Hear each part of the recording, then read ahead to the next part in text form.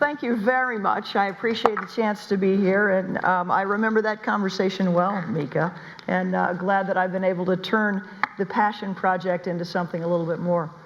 I want to let you in on a secret, and it's a secret that elected officials share. It's like a secret handshake. It doesn't matter what level of government you're in, or what part of the country, or what party even, and that is that we wake up in the middle of the night worried about technology.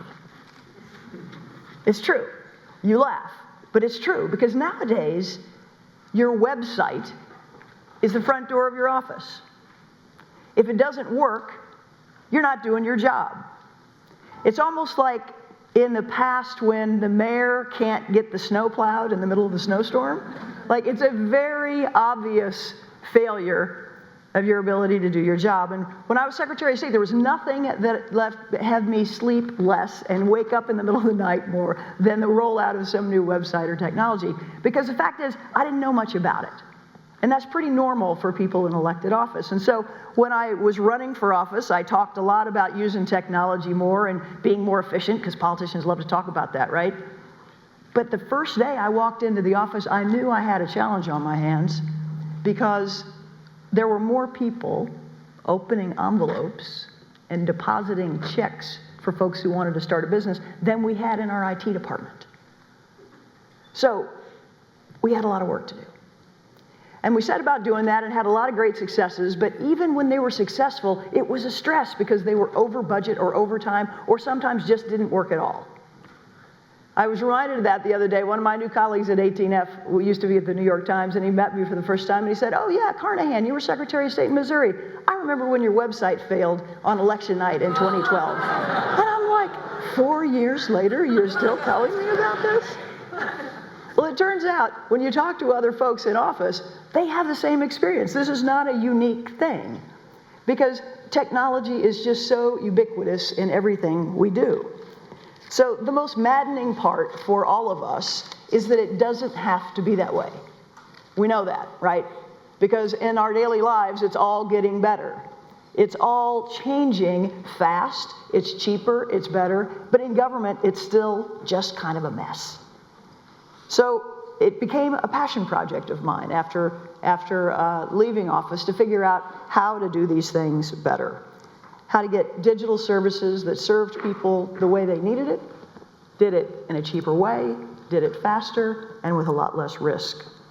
Now, I'm really passionate about local and state government for a couple of reasons. Let me go through the list here. Because I want to get you passionate about this too. The first is, the way people touch government the most is at the state and local level.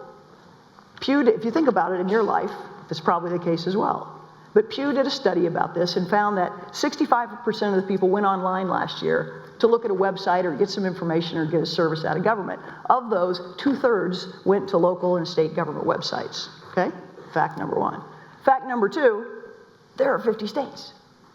There are 3,200 counties. There are 19,000 cities. What does technology do? It scales. What do we have here? The ability to scale tools and solutions for all of these folks who essentially have the same government-citizen interaction that just happens in a lot of different places. So the scalability of solutions is fantastic. The third thing is the market size. It's incredible. $70 billion. Write that one down with a B. $70 billion is spent every year on state and local IT services. That's almost as much as the $80 billion that's spent at the federal level. And an interesting point of this is a lot of that state and local money flows down from the federal government in the form of grants. So if you think about it, just in the healthcare space, Medicaid alone pays 90% of the cost for all the states to upgrade their IT systems.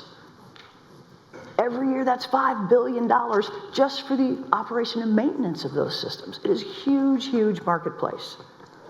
And then finally, the last and most compelling point to me is that all these state and local governments are out there reinventing the wheel all over again, with the risk and the cost to taxpayers and the just delay of making government deliver. So that's why I joined 18F. It's a fantastic team. Let me see how many people here know what 18F is all about. All right, this is a super educated crowd. For those of you who don't know, it's part of the U.S. Digital Service Team. It's embedded at a place called the Government Services Administration, which buys everything for the government.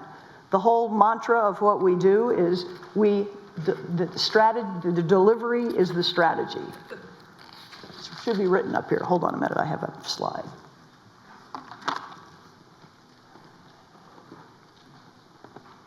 There we go. Okay. Delivery is the strategy. That's what we're all about.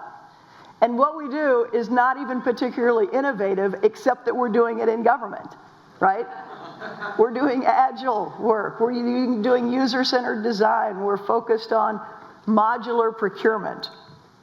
It's sort of a funny thing that people use these words innovation with this. It's been happening in the private sector for years.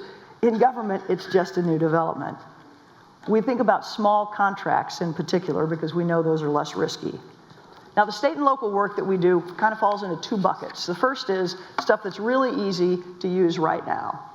We've put stuff in GitHub, things like analytics dashboards that cities and states can go out and fork and stand up quickly right now. As of the moment, we have at least 5 that have done that. Let me give a shout out to Boulder, Anchorage, Sacramento, Philadelphia, and the state of Tennessee. And I hope if anybody here is from any city or state that you'll go to 18F's website and try to do the same thing. The other area that we're working on are these big state IT projects where they're trying to upgrade legacy systems. And I want to tell you a story about one of those. It's in the state of California. So California, if y'all have thought about this at all, obviously is the size of a country, right? It's got this huge budget and huge number of people and implications, and they have the biggest child welfare system in the world. For years, they've wanted to update this old COBOL legacy system. They've got 20,000 social workers, 500,000 at-risk kids. So it's a big, important thing. So California was going to do what everybody does when they want to upgrade a system, is they went and got thousands of requirements for what they needed to do. And then they wrote a 1,500-page RFP. They then were intending to go out and find a single vendor who could deliver this thing in 5 or 6 years for $400 million. Sound familiar? Well, the fact is, that's still the way most governments procure IT solutions. As crazy as that seems, and even though we know almost always it fails, it's still the system that people use. So, fortunately, in California, there was somebody from Code for America who was working at their Department of Health. They saw what was going on. They raised a red flag, but they did more than that. They offered a path of how you could do it differently. So 18F was called in to help do a discovery workshop and an RFP ghostwriting workshop. And it was incredible because right around Thanksgiving, all the stakeholders were in a room for 2 days. The lawyers, the procurement people, the IT people, the social workers from the county, from the state, the oversight people. Leadership had bought into the idea of doing something different because it was too important, this project, to fail. And at the end of this 2 days, guess what happened? They decided to break up the $400 million project, to turn it into 10 or 12 modular pieces, to go out to bid, to get smaller companies and a bigger variety of vendors, to do better bids, better prices, and better delivery for kids. It's pretty incredible. I'll tell you, it's a work in progress still, but the report is that 2 of those RFPs have gone out. They've gotten lots of bids back, 2 or 3 times more than they'd ever seen before, and they expect code, real code, to start being deployed in 6 months instead of 6 years. And so it's a huge success, and everybody should be watching what goes on in California with this. The other interesting piece of that is that there are lots more states that need those kind of projects, and we at 18F have lined up 7 or 8 already to be pilots on various issues. Now, maybe what you're thinking is the big elephant in the room here is that word procurement, right? Everybody hears about how terrible that is in government. One of my colleagues, Dave Zvenich, likes to talk about his passion project, which is to make procurement joyful. I know. Government procurement, joyful. It's funny, he describes government procurement in the process in a great way. He says, what if every time you went to buy a pair of shoes or a shirt, it was as much trouble as buying a house? Would you want to buy anything? And that gives you an idea of why IT contracts are set up the way they are. Why these big things are out there, these monolithic things that fail so often, is because it's such a pain to procure things. So of course we're going about hacking the procurement system, right? So that's one of the projects we've set up. And a very interesting experiment that we're running is something called an Agile BPA. We've just stood this up. And in government speak, what that means is it's like a preferred vendor list. So we vet a bunch of vendors to see if they can actually do agile modular development, and then put them on a preferred list that you can then, as a customer, get quickly. So the first of those was awarded last week. Good news is it took 2 months and 7 days, which is kind of record in government.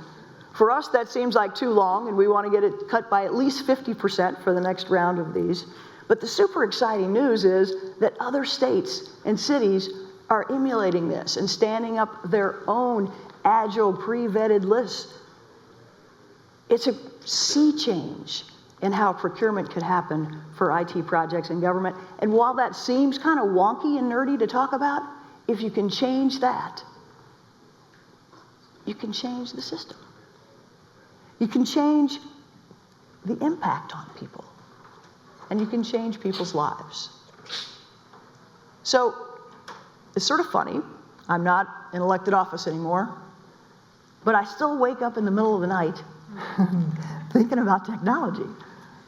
The good news is I'm not worried about the failure of some website anymore. What I'm doing now is I'm excited about the possibilities. I'm excited about the possibility to use technology, as Andrew says, for the public good. The states are the places, the cities are the places that have been the laboratories of democracy in America forever. And they continue to be the place where we'll try these experiments and scale these experiments for the rest of the country and hopefully the rest of the world. Thank you all very much.